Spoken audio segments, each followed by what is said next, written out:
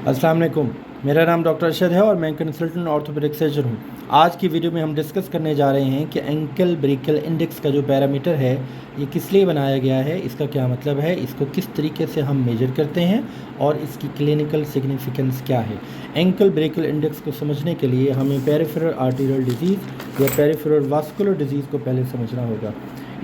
इस डायग्राम को देखें, ये हमारी ब्लड वेसल का ये ब्लड वेसल है और ये इसके अंदर ल्यूमेन है और ये normal sufficient amount of the blood इस नॉर्मल कैलिबर की वेसल के अंदर से गुज़र रहा है।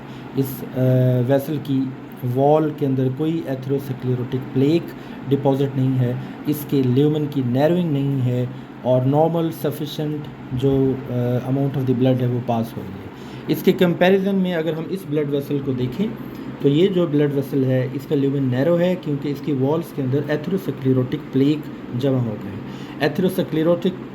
एथेरोस्क्लेरोसिस का मतलब ये है कि हमारी पेरिफेरल वास्कुलर डिजीज जिसकी वजह से ब्लड फ्लो कम हो गया है और सफिशेंट अमाउंट ऑफ दी जो ब्लड है वो वहाँ से पास नहीं हो रही, जिसकी वजह से नीचे मिसाल के तौर पे लोअर लिम्ब के अंदर सिम्टम्स आते हैं, यानी कि क्लॉडिकेशन या पेन ऑन वॉकिंग या अदर सिम्टम्स।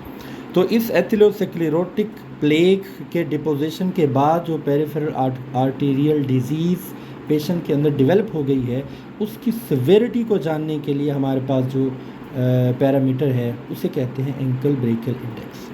अब एंकल ब्रेकियल इंडेक्स को किस तरीके से मेजर किया जाता है? एंकल ब्रेकियल इंडेक्स को मेजर करने के लिए हमारे पास जो नोमिनेटर है वो एंकल प्रेशर होता है और डिनोमिनेटर हमारे पास ब्रेकियल प्रेशर होता है।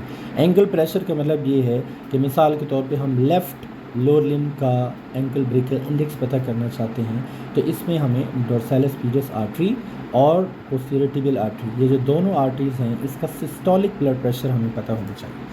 मतलब हम इसके अंदर डोर्सालिस पीडस आर्टरी और पोस्टीरियर टिबियल आर्टरी, इनका हमें सिस्टोलिक प्रेशर पता होना चाहिए।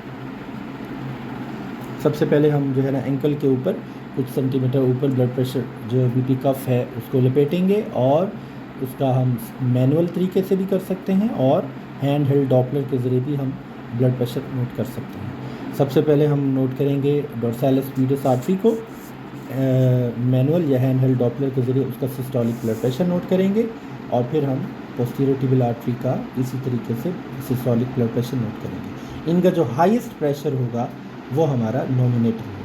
मिसाल के तौर पे systolic blood pressure on dorsalis pedis artery वो हमारा आता है 110 और पोस्टीरियर टिबियल का आता है 100। तो हमारा जो यहाँ पे सिलेक्टेड एंकल प्रेशर होगा वो 110 होगा, जो कि इन दोनों में से हाईएस्ट है। अब ये नोमिनेटर है, अब हमने डिनोमिनेटर को मेजर करना है, यानी कि ब्रेकियल प्रेशर। उसके लिए हम उसी तरह नॉर्मल रूटीन से जैसे हम ब्लड प्रेशर कफ को अपर आर्म पर लगाते हैं वैसे ही हम उसको लपेटेंगे और ब्लड प्रेशर जो सिस्टोलिक ब्लड प्रेशर है ब्रेकियल आर्टरी का वो हम नोट करेंगे। मिसाल के तौर पे पहले हमने लेफ़्ट का नोट किया है तो उसका है 120 और अगर हमने राइट का किया है और उसका 110 आया है तो इन दोनों का जो हाईएस्ट है लेफ़्ट और राइट का जो हाईएस्ट है 120 मिसाल के तौर पे वो हम नोट करेंगे। अब हमारे पास जो एंकल प्रेशर आया था वो 110 था, जो कि डोर्सालिस पीडस और पोस्टीरियर टिबियल में से किसी एक का हाईएस्ट था। अब हमारे पास जो ब्रेकियल प्रेशर आया है वो आया है 120, जो कि लेफ़्ट और राइट के ब्रेकियल प्रेशर में से हाईएस्ट है।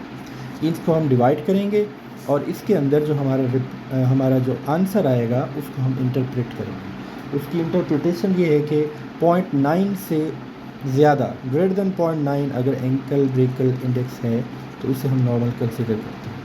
अगर ये 0.9 से नीचे आता जाए और 0.5 तक पहुँचे तो 0.5 और 0.9 के बीच में अगर एंकल ब्रेकियल इंडेक्स है तो इसका मतलब ये है कि माइल्ड टू मॉडरेट डिजीज़ है। एंड इफ़ लेस देन 0.5 है तो इसका मतलब ये है कि सिवियर पेरिफेरल आर्टीरियल डिजीज़ है और जिसकी वजह से पेशेंट को सिम्टम्स आ रहे हैं। और सिवियर पेरिफेरल आर्टीरियल डिजीज़ का मतलब ये है कि पेशेंट को इमीडिएट इंटरवेंशन की ज़रूरत है, अदरवाइज़ जो इसकी वजह से पेशेंट्स को एम्पुटेशन की तरफ भी जाना पड़ सकता है या गैंग्रीन हो सकती है या ब्लैकिंग हो सकती है या सिम्टम्स सिवियर हो सकते हैं। नाज़रीन, उम्मीद है आज की वीडियो आपको पसंद आई होगी। अगर आप इस चैनल पर न्यू हैं तो इसको सब्सक्राइब करें और शेयर करें। अल्लाह हाफ़िज़।